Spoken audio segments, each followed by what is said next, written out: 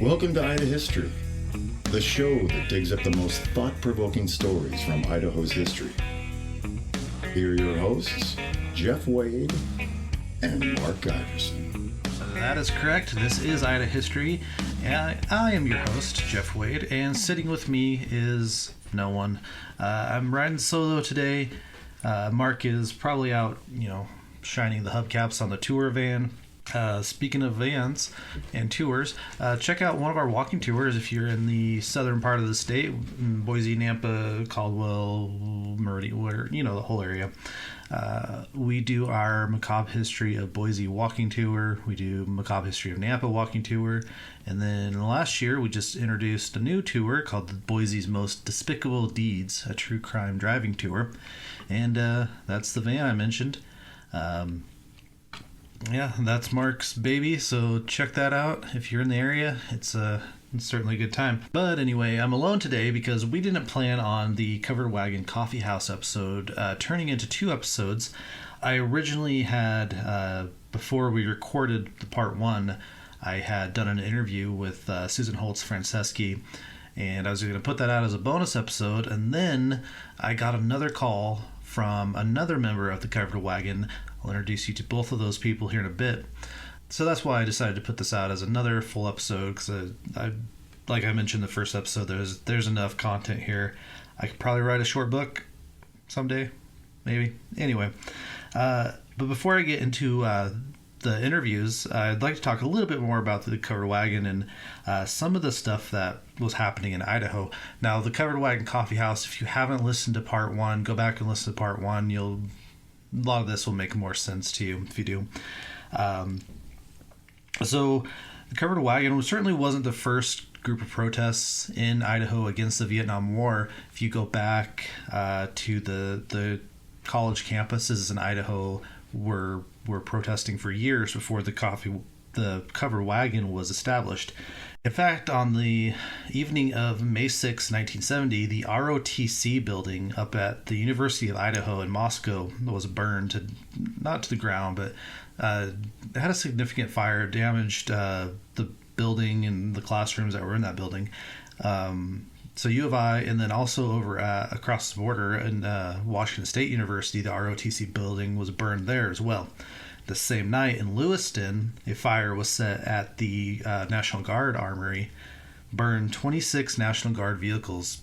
Those fires, and actually this happened across the country, ROTC buildings and other military assets were burned that night, and that was in response to the Kent State shootings.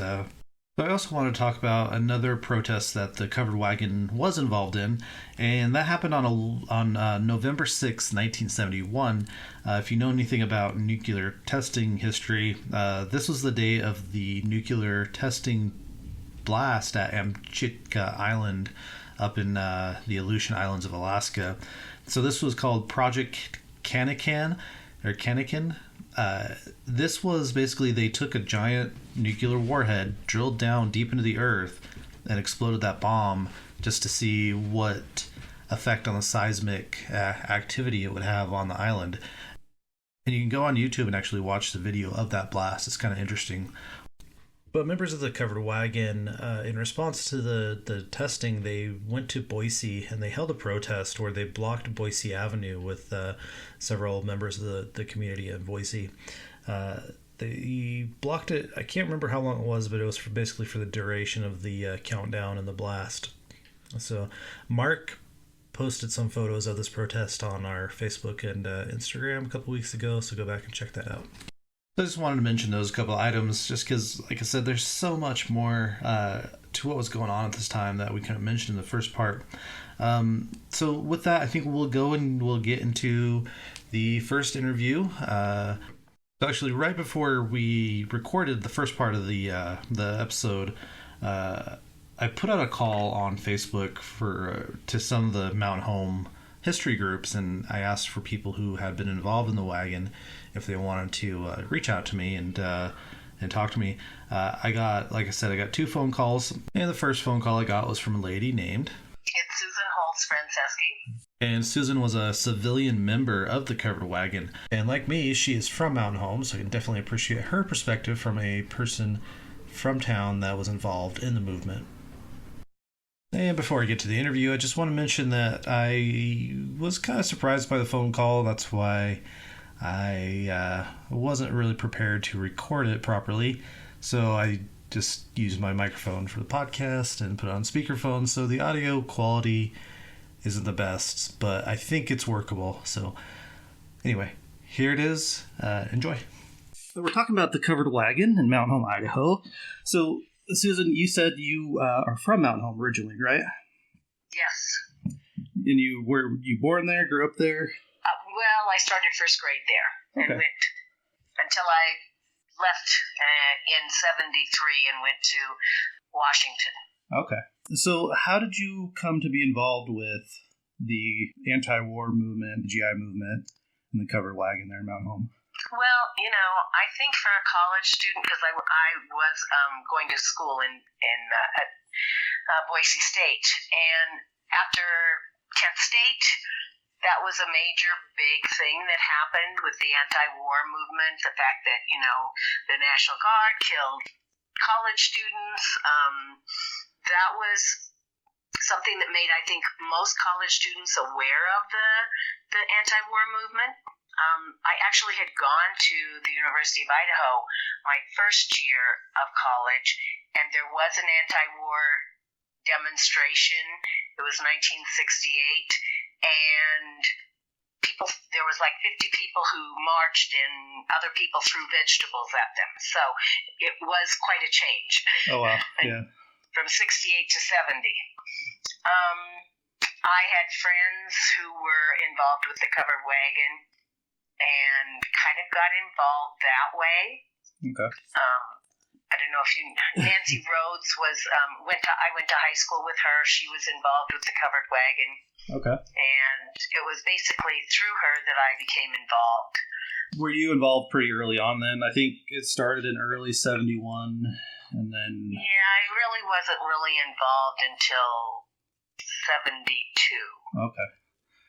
Was there a certain event that maybe got you involved, or just you had friends that were there, so they kind of convinced you? I had friends, and I was anti-war, and yeah, I was actually doing my student teaching on the base at the time, and then I was demonstrating against the base. Yeah. I have a picture of Nancy and I handing out leaflets on the Air Base Road. Oh, wow. And yeah, there was a great big demonstration that spring, and so sorry,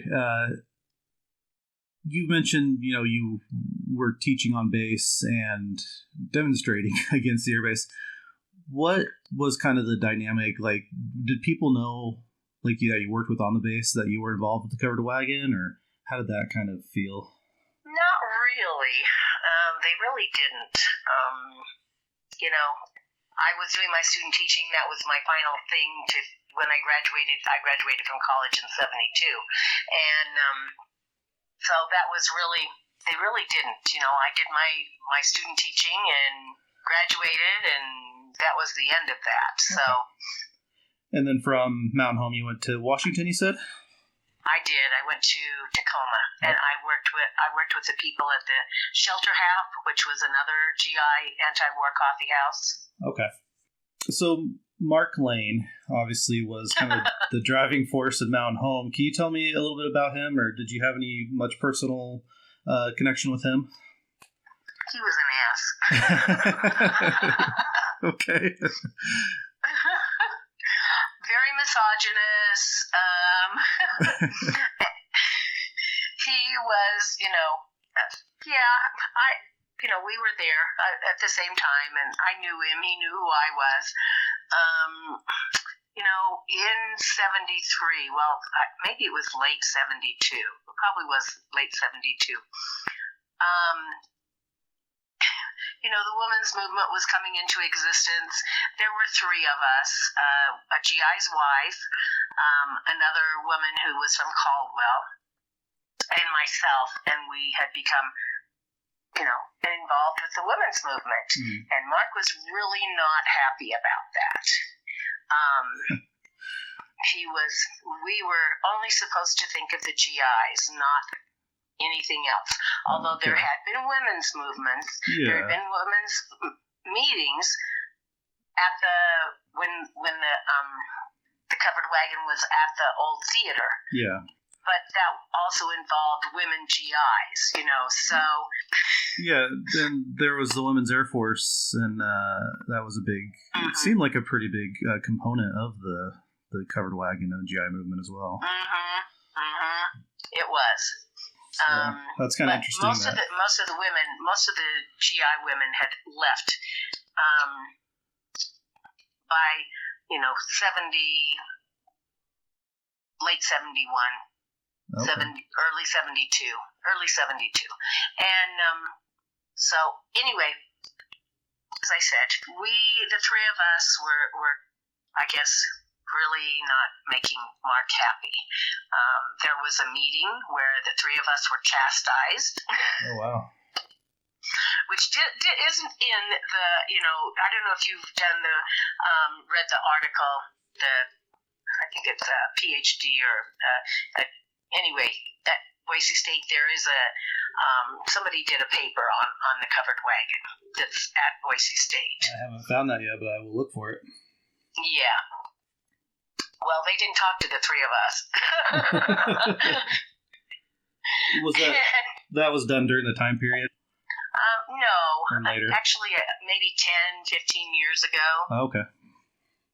So, anyway, as I said, we were chastised quite severely, and because of that meeting, a lot of the GIs, they were out of the military, but they went home. And really, after that, the only people that were still at the covered wagon were Mark, Jimmy Schaefer, and Nancy Rhodes, and maybe her sister, Carol. Anyway, it fell apart right after that meeting. Okay. Those of us that were chastised, did not feel like going back to those meetings, frankly. Right.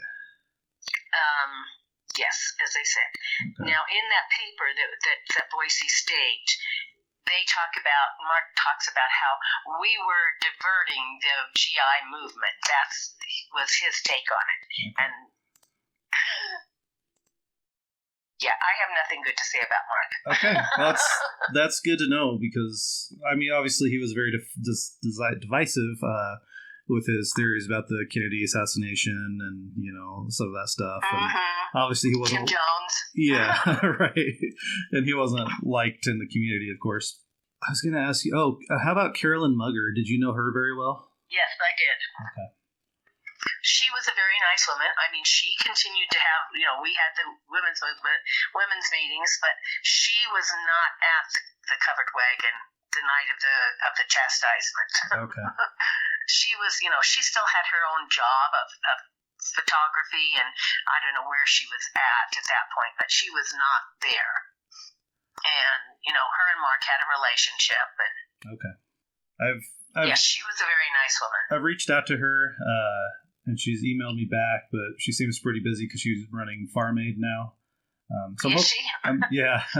So there's some pictures of her with Willie Nelson and John Mellencamp online. But yeah, I'm trying to get a chance to talk to her as well. So as far as, I want to talk about the Helping Hand more. I saw your name listed in there a few times. I think in 72, maybe. Yeah. Then there was it talked about a trip that you went to Washington, D.C. to meet with our elected officials. Do you remember that trip? Yep, that was Ring Around the Congress, organized by Joan Baez. I also have pictures of myself speaking on the Capitol steps. Oh, wow. Can you tell me a little bit more about that trip? And obviously the meeting with the elected representatives didn't go well, it sounds like. Yeah, it was quite interesting.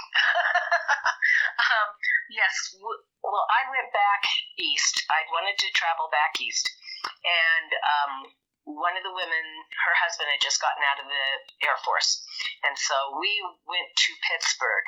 I stayed with her and her family in Pittsburgh for a couple of months. And we saw on, I think it was the Dick Cavett show, we saw Joan Baez advertising the Ring Around the Congress March. It was a women's and children's march around the Congress. So we went to Washington, D.C. and participated in it. And one of the things they asked was for people to go and see their Congress people. So we went to see, and I don't remember his name. Was he a representative or a senator even? I don't even remember now. Yeah. I think that information is in the article, though, isn't it? It is, yeah. I was just looking at that last night. Yeah. So we went there. He was not. He was in Idaho at the time, but one of his aides. And, we said we wanted the war stopped, and he basically, it was quite funny, actually, looking back on it. He said, well, was his name Jordan? Yes, that sounds right, yeah. Yeah, I think so. He said, well, he's not even running next year, so nah. Okay. So, yes. It was pretty interesting. Yeah, sounds like it. Anything else memorable from that trip? The whole time, that period of time, people were the movement was very nice. The people were wonderful. We stayed, they had a lot of people from the area, and we stayed with a woman there, an older woman. She was probably in her 70s, but she was anti-war too, and we stayed with her while we were there. Okay. So I said, people were just amazing. The warmth, the camaraderie, the giving. People were just absolutely wonderful. So, do you feel like the GI movement had an impact on ending the war? I hope it did. Yeah. I saw the Vietnam Veterans Wall in Mountain Home, actually, when I was visiting several years ago. Yeah. And it was only a piece of the wall. And you look at that and you say, oh my God, if what I did stopped one American boy from being killed, it was worth it. Yeah. Wow. And that's Cindy, one of the other women, she knew a lot more. There really weren't many Mountain Home boys who were killed in Vietnam. Right. I think there was one. But she was from Caldwell and knew, she had an algebra teacher whose son was killed 2 weeks before he was supposed to come back. Oh. The draft, my father actually, even though he was not happy with me about being anti-war, had said if either of my brothers, who were younger than I am, were drafted, he'd send them to Canada. Oh, wow. So, there was a lot of people did not want their sons to go. Yeah. Even if they believed in the war. Yeah. I'm 36, so I can't imagine. Well, I can't imagine because I saw a lot of the people that I went to high school with go over to Afghanistan and Iraq and get, blown up and shot at over there. So I guess I can imagine a little bit, but there wasn't as much as of a social pushback against those two wars. No, there wasn't. Yeah. And that's kind of the spirit of that is what I'm really kind of trying to capture with what I'm trying to do right now. It's the courage and the guts it takes to stand up to the United States government and the military and say, we don't want this war. It's just incredible to me. And I guess thank you, I guess is what I want to say to you and, people that were involved in it. It certainly wasn't a small thing to do. My father blames me for one of his friends having a heart attack because his father, he started in on me about the war, and I guess kind of let him have it. Oh, yeah. And he had a heart attack the next day. Oh, But no. he didn't die. Oh, wow. But, they weren't used to young women standing up and disagreeing with them. Yeah. Wow. So I was watching, have you seen the documentaries? There's one called FTA, and then the other one's Sir No Sir. Have you seen either of those? I haven't seen Sir No Sir sounds really familiar. But I'm not sure I've seen either of them. Okay. So Sir No Sir, huh? Yeah, it's on Netflix. I think it was made around Okay. 2005-ish. Mm-hmm. And then FTA, I was going to ask you did you ever get a chance to see one of the FTA shows? I did. I went to one of them. Was Actually, the picture. There's a picture. I'm in one of the pictures at the FTA show in the booklet that was in the album.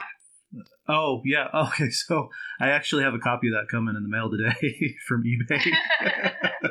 So I'll have to look for that. And actually, the booklet is online at the Smithsonian too. Oh, okay, I'll check that out too. So Was that when Jane Fonda and Donald Sutherland were Donald there? Sutherland, yep, Okay, yeah. that was when they were there. Did you get a chance to talk to either of them, or? I didn't. I Okay. didn't. Yeah. It was a little before I was actually involved with the Covered Wagon. The FTA show probably did help push me that way. So, Okay. because that was when it was still in the theater. So, And then were you still involved after it burned and then was moved to the other side of town? well, that's really when I became more involved in it. Yes, Okay. I was involved during that process and until it closed down, basically, till all the GIs left. Was So and then of course the war ended, and Mhm. actually Mark and Jimmy and Nancy all, maybe Carolyn too, got involved with the Native American Yeah, at Wounded Knee. that Wounded Knee. Yeah. Yep. So was it kind of like a slow fade out, or was there, just one day it was closed and that was it, or? Yeah, I think it was more of a slow cut. There weren't many GIs coming. There wasn't, protests. There wasn't. I don't think there was a lot of outreach after in 73. From then on, there really wasn't a lot of outreach to the GIs at Mountain Home. Okay. As I said, by the time I left in April of 73, there hadn't been anything going on pretty much all of 1973. Right. Okay. Well, I think that's kind of all the questions I had for you. Do you have anything else that you would like to add about the movement or the Covered Wagon itself, or any of the people that you were involved with? Well, for the majority, the people were wonderful. They really were. They were great, and I met quite a few people. When, as I said, I traveled to the East Coast in the spring of 72, and we stopped at a lot of different colleges and anti-war places on our way out to Pittsburgh. So that was, and the people are, the anti-war people were all just wonderful. And as Cindy said, you kind of had to be there. It was such a different time. Yeah. And it's amazing to me that there were so many of us, and it seems like, at least today, either they've forgotten what they thought back then, or the people seem to, not have been involved, not have had a feeling about it. The whole thing about the GIs being called baby killers when they came back, I don't think that was as widespread. I think it's become a urban legend. I think it did happen maybe a couple of times, but almost every GI who was now will say that when they got home they were called baby killers. I don't think that was true. The majority of the anti-war people did not feel that way. Okay, that's good to hear. Yeah, that makes my heart a little happier. Yeah, as I said, I think it's become an urban legend. Because I just don't think it happened as much as it seems like today. Right. Okay. So, all right. I appreciate you talking to me. If you have a chance, can you send me some of those photos you told me about? I would love to see those. Sure. Okay. Awesome. sure. Okay. Okay. Thank you very much. You're welcome. Bye. All right, such great insight from Susan. And those photos, she did send those to me, and I've been posting a lot of visuals on Facebook and Instagram of the Covered Wagon, so make sure you go check those out. And Susan brought up a really good point at the end of the interview there about the whole spitting on the GIs returning from Vietnam. So this is actually mentioned at the end of the movie Sir No Sir that I talked about in the interview and in the first part of the Covered Wagon episode. But the whole spitting on GI things, it does actually seem, like Susan said, to be an urban legend. In 1998, a guy named Jerry Lembecki, he published a book called Spitting Image, Myth, Memory, and the Legacy of Vietnam. Now, he went through and he traced... So he went through and he traced all these supposed stories of GIs being spit on in the San Francisco airport and being called baby killer and stuff like that. If you remember the movie First Blood, John Rambo, he does a whole speech about being spit on after returning from Vietnam. Now, Jerry Lembecki, he basically concluded, after all the research he did, that it didn't really happen, or if it did, it was only once or twice. It wasn't this whole big phenomena. And along with that, there's kind of a theory that this story was kind of implanted maybe by the government, not to sound too conspiratorial, but maybe by the government to divide the GI movement from the rest of the anti-war movement. Now, again, there's been no really documentary evidence that this happened. Another writer, a guy named Jack Schaefer, who wrote for Slate, he published articles in 2000, 2004, and 2007 about this. And basically every time a major media outlet would repeat the story of the GIs being spit on, he would publish a challenge for anyone to come forward and give him their story of being spit on. And so far, as far as I know, as far as I've read online, no one's really been able to come forward with an actual documented incident of being spit on. So I don't know if you're interested, check out that book and again, watch Sir No Sir. So at this point, I'm going to take a commercial break and we'll come back and talk about the F-111 Aardvark, which is a fighter plane, and then we'll go into our second interview.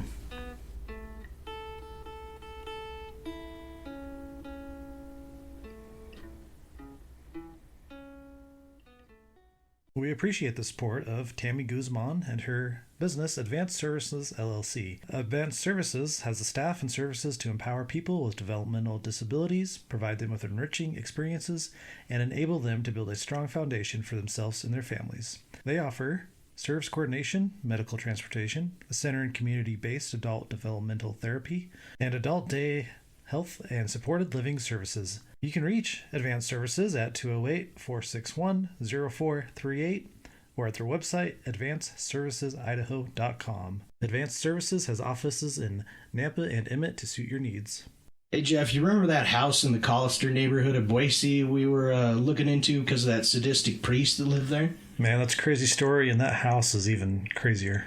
I was thinking about our friends at Birch Leaf Group, brokered by eXp Realty, and I was thinking, those ladies sure can sling a house. They could even sell the crazy priest house. Whether you have a gimp in the basement or a skin shack in the backyard.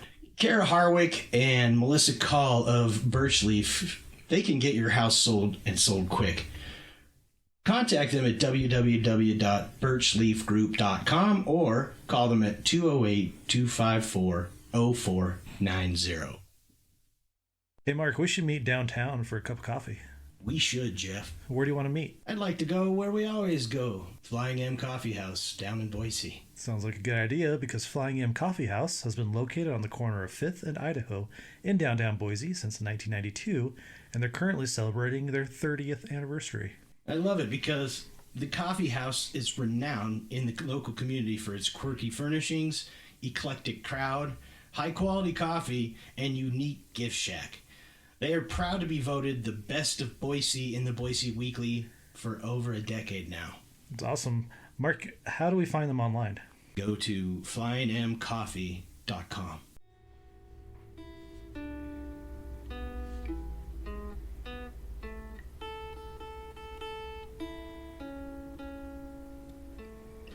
All right, and I'm back. I mentioned I want to talk a little bit about the F-111 Aardvark, which was a fighter aircraft that was used quite a bit during Vietnam. So the General Dynamics F-111 was first put into service in 1967 and served the United States all the way through 1998. I read that in other countries, they used it for another couple decades after that. The F-111, also called the Aardvark, was an attack aircraft, strategic bomber, electronic warfare plane, and was used for recon. Now, if anyone's familiar with Mountain Home, even if you don't know the name of this aircraft, you know this aircraft because it's the one that's in Carl Miller Park up on I think they call that a static display, where it's put on a cement pillar and used for a symbol. Certainly, I remember growing up in Mountain Home, we had picnics under it. It was always cool as a kid to go see the plane, and we called it the airplane park. So if you ever go through Mountain Home, you'll see this. If you Google pictures of Mountain Home, it'll come up. It's interesting though that's been used as kind of a community rallying point, or like a symbol for the community of Mountain Home and the support of the Air Force. The Covered Wagon, though, they had a different take on the F-111. They basically thought that the F-111 was another means to the genocide that they believed that the United States was perpetrating in Vietnam at the time. So Sergeant Paul Williams wrote in The Helping Hand, quote, "The most advanced piece of computerized war machinery known to man for the killing of man."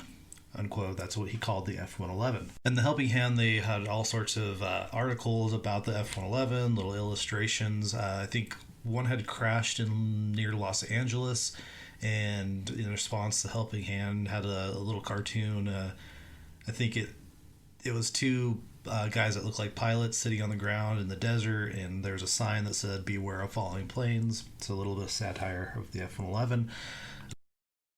So after Mark and I recorded the first part of this episode, I got another phone call from Paul Williams. The Paul is originally from the Chicago area. He actually chose to enlist in the Air Force rather than risk being drafted into the Army, which he probably would have been. Paul talks about early on, before he actually joined, he did a delayed enlistment. And while he was on this delayed enlistment, he actually had several other people approach him and ask to take his spot. So, in fact, he did give it away. He talks about one young couple who the wife he believed was pregnant, so he allowed the husband to take Paul's spot. So good dude, of course. So Paul did end up going to basic training, and then he went to school to become a vehicle mechanic, and then he ended up in Mountain Home. So I'll let him tell his story. Here we go.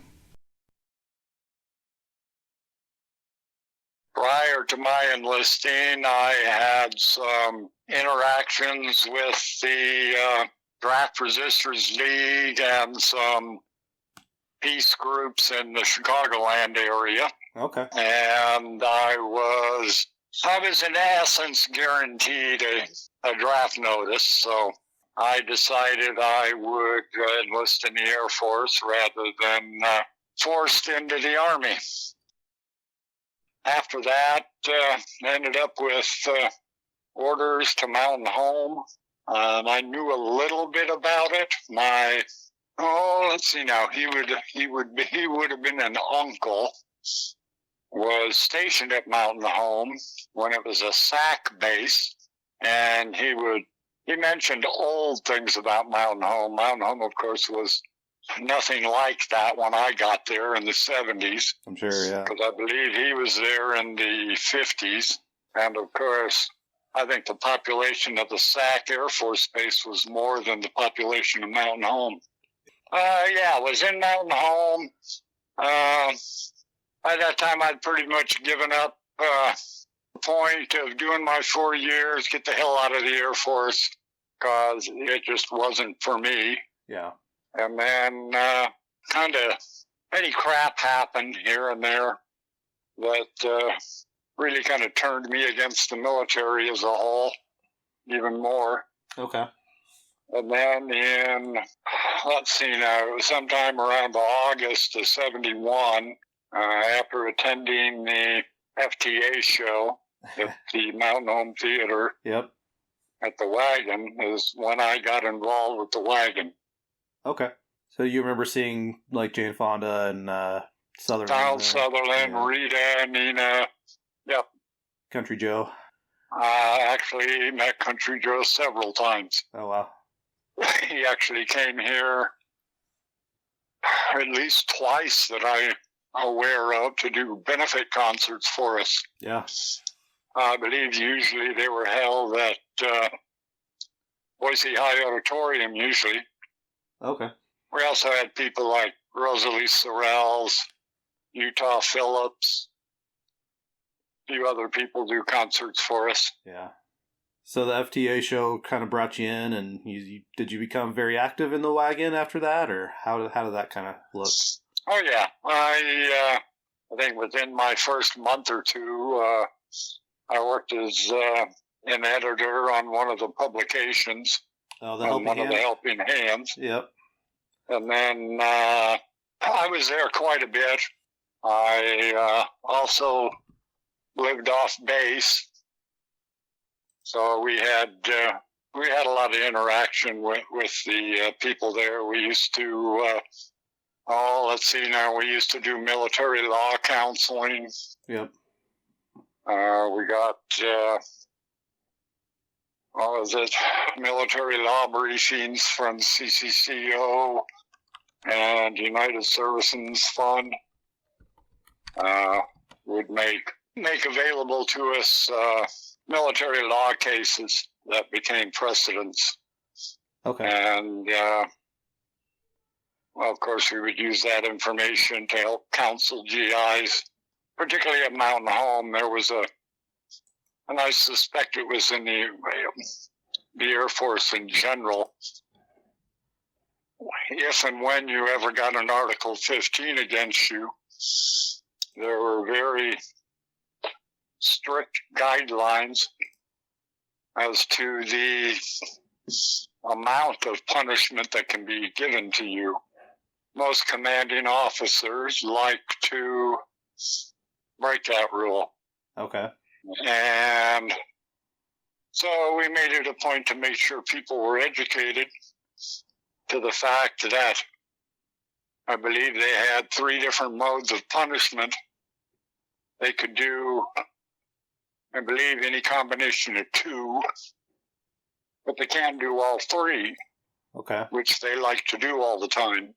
Put the hammer down and... Well, it's most first-termers don't care about the rules and the regulations because they're not written to help the first-termer. And through the law counseling and everything else that we did, we were able to, I wouldn't say necessarily manipulate the system, but force the system to do what they were supposed to do, not what they wanted to do. Right.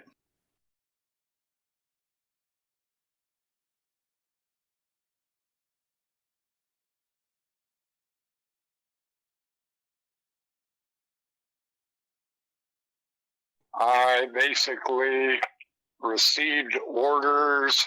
I can't remember when it was, probably 72, 73. they wanted to send me to Korea, and I didn't like the idea, so I said, no, I'm not going. And they let me get away with it. Really? Didn't bother going to the orientation meetings. I didn't bother going to any of the scheduled meetings. Actually, I think I went to headquarters and wrote them a nice long letter about how there was no way in hell I was going overseas as a member of the United States military, just because of my own personal beliefs. And finally, they just gave up and didn't do anything. After that, let's see now.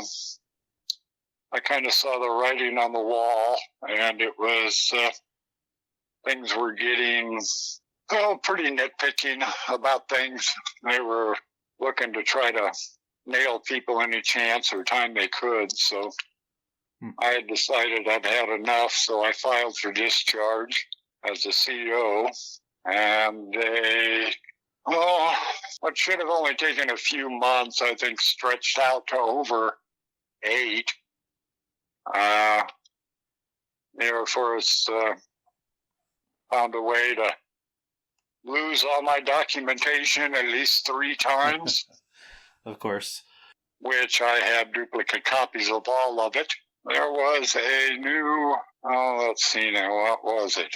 There was a new regulation that came down that allowed the military to discharge on individuals by getting letters from people who worked with the individual, basically in essence saying that he's open about his opinions.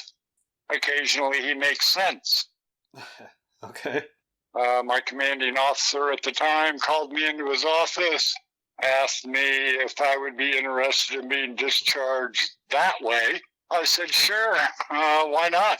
At that time, informed me that, well, they had already tried, but they couldn't get anybody to write a letter, which, of course, I already knew about. Yeah. So I went back to individuals and said, okay, go ahead, write the letters, and I was discharged 28 days later. Oh, wow. But, of course, that was after them trying to screw the pooch again. They tried to get me under a general discharge, which there was no reason for. I had no disciplinary action against me. So when it came to do the signing of the documentation, basically I told them to go to hell and walked out of their office. And then later that afternoon, they called me back and said things were taken care of. And I went back and I read the paperwork and it said honorable discharge. So I said fine and dandy. And they immediately escorted me off the base. Okay. Did you stay in Mountain Home after that?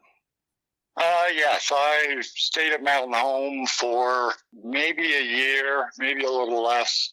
I think I was in the Air Force, let's see now, about 3 years. I think 3 years, a few months, rather than all 4 years. Okay.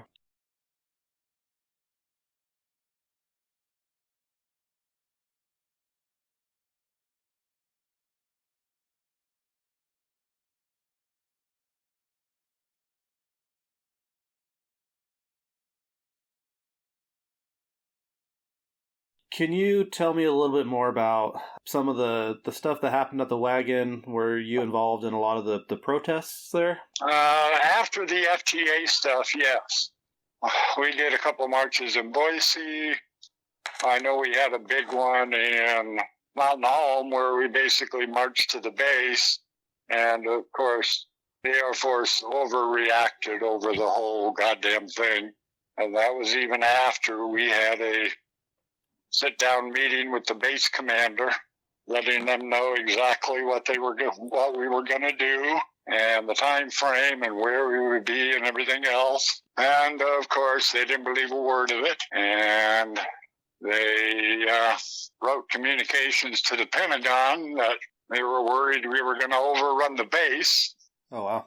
And my understanding, they also had a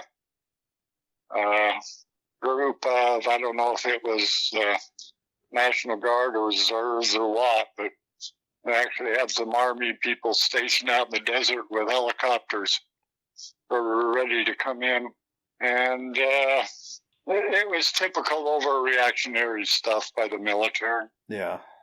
I mean, we knew a lot of what the base was saying about us because we ended up with a lot of copies of the communications that they were sending to the Defense Department. Do you know how those were obtained?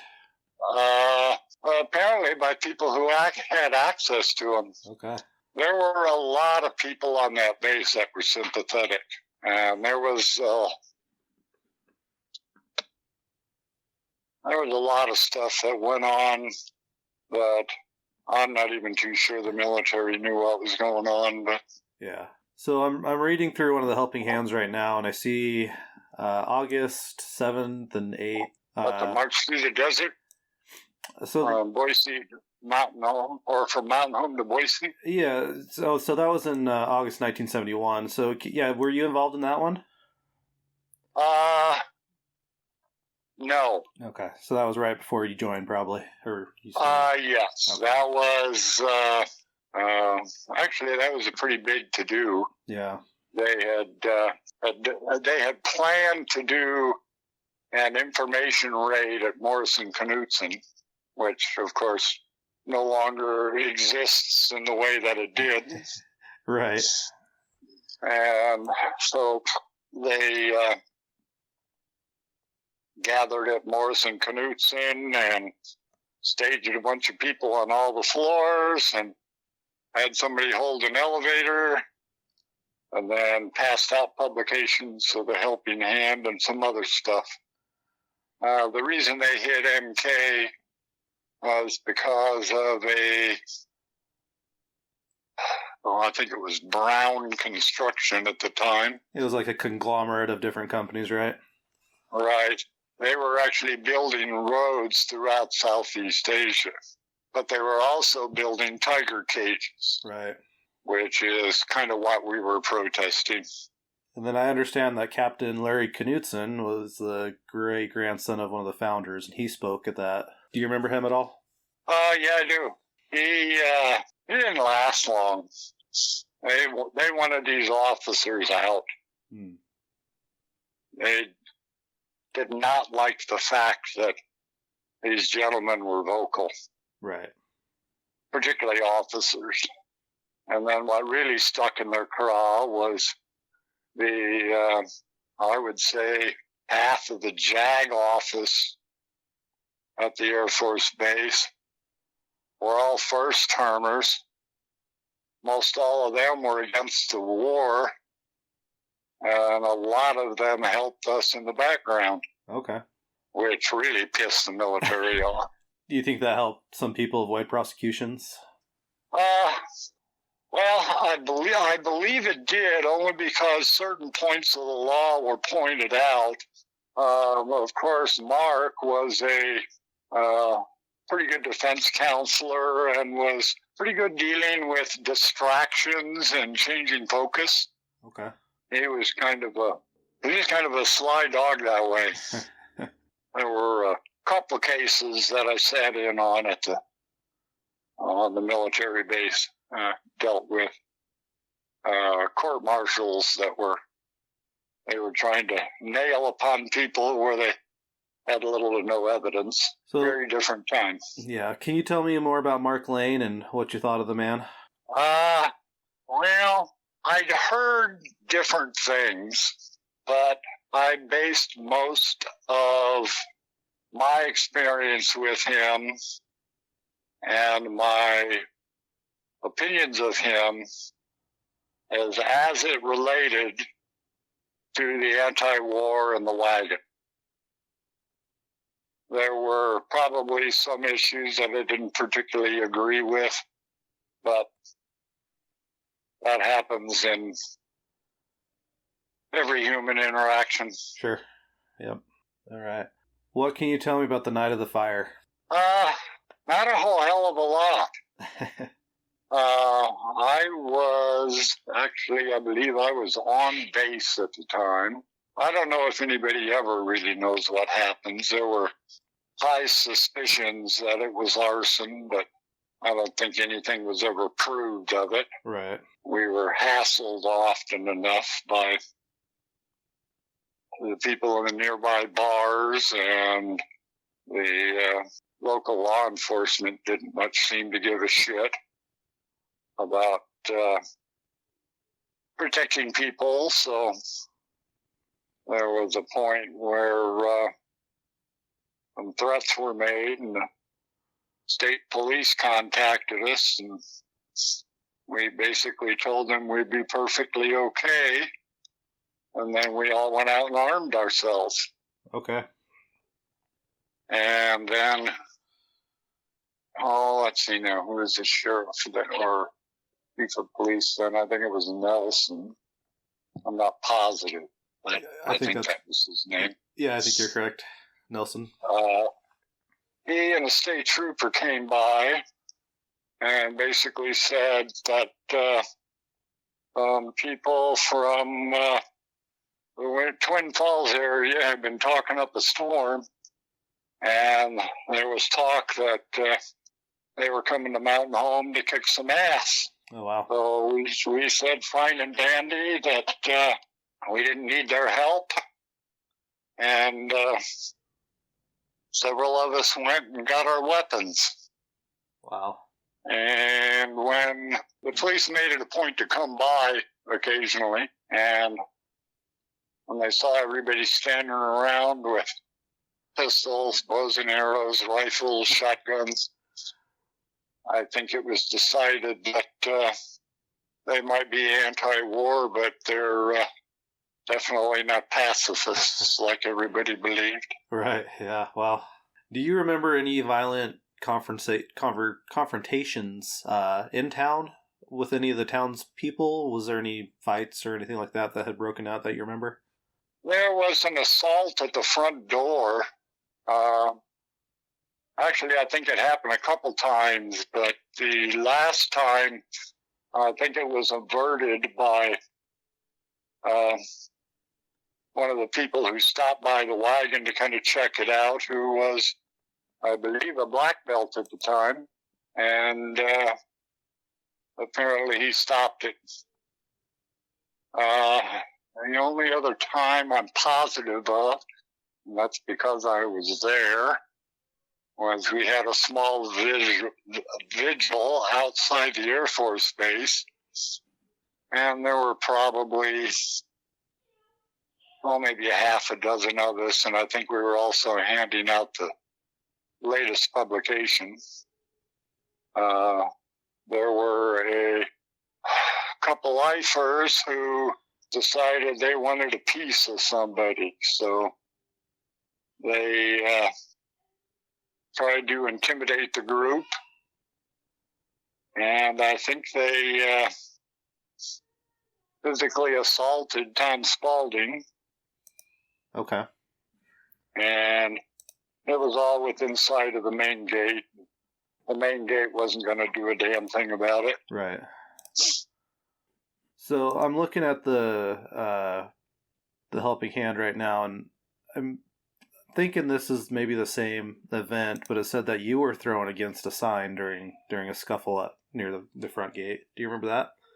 That's the same instance where Tom got beat up. Yeah, so it says Sergeant Paul Williams was violently thrown against a sign when he proceeded to the SP shack to obtain assistance.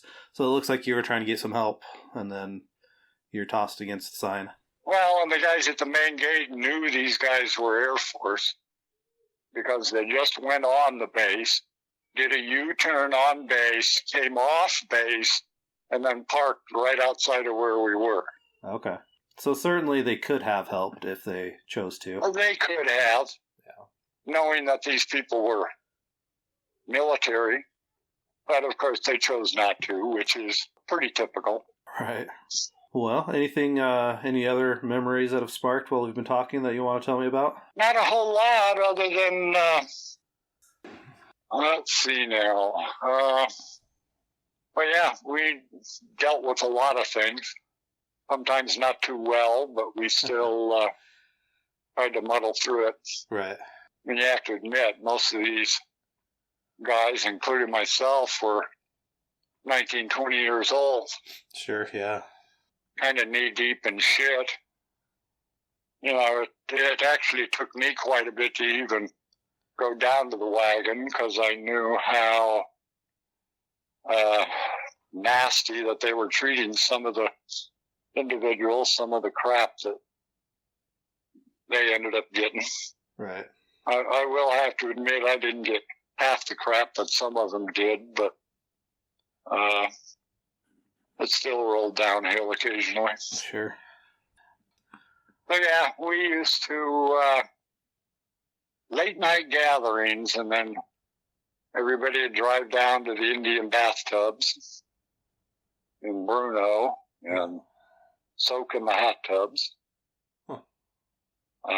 Unfortunately, it's dried up now. Right. Yeah, I still have actually quite a bit of the literature from back then. Yeah, a bunch of the flyers we made, and I know in one instance they were trying to court-martial two guys for a moratorium that they were going to do, and they were going to court-martial them over the wording of the moratorium. And unfortunately, I was the one who wrote the pamphlet. Oh, really? Yeah. And they were passing it out on base? They were passing it out, so they were going to arrest. They arrested them and took them and tried to court-martial them, but there was no way that they could prove that they wrote it.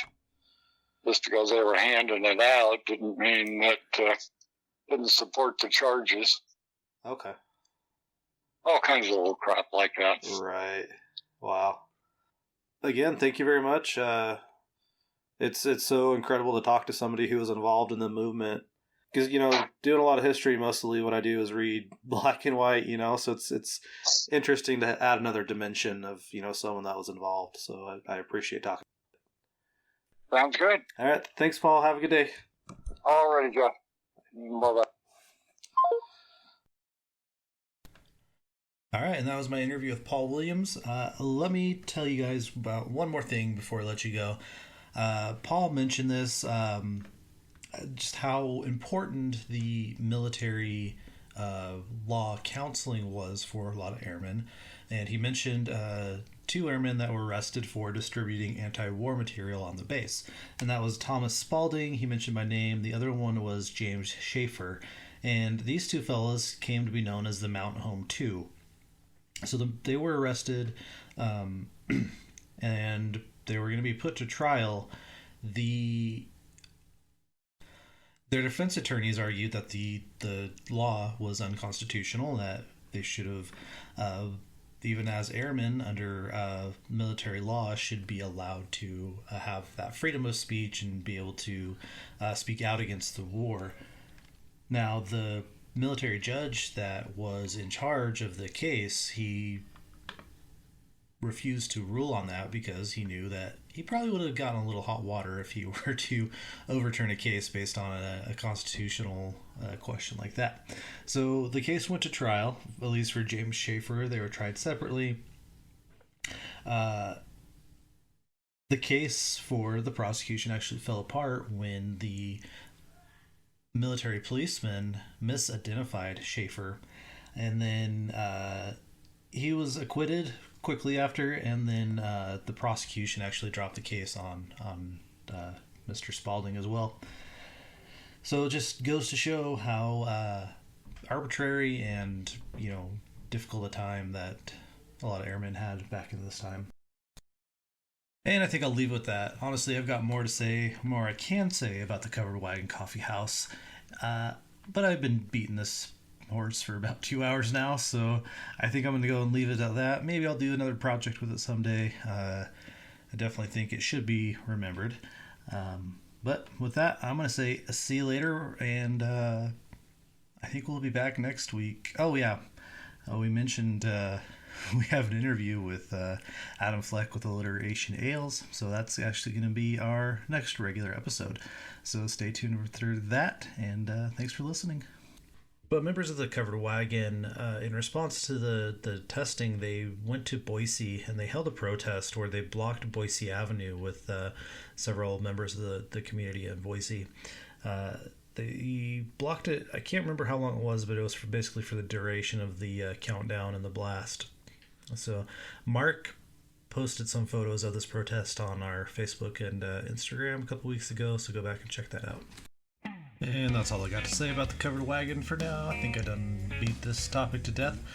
Anyway, we'll be back with Adam Fleck with Alliteration Ales next week, so make sure you check that out. And thanks for listening. Bye.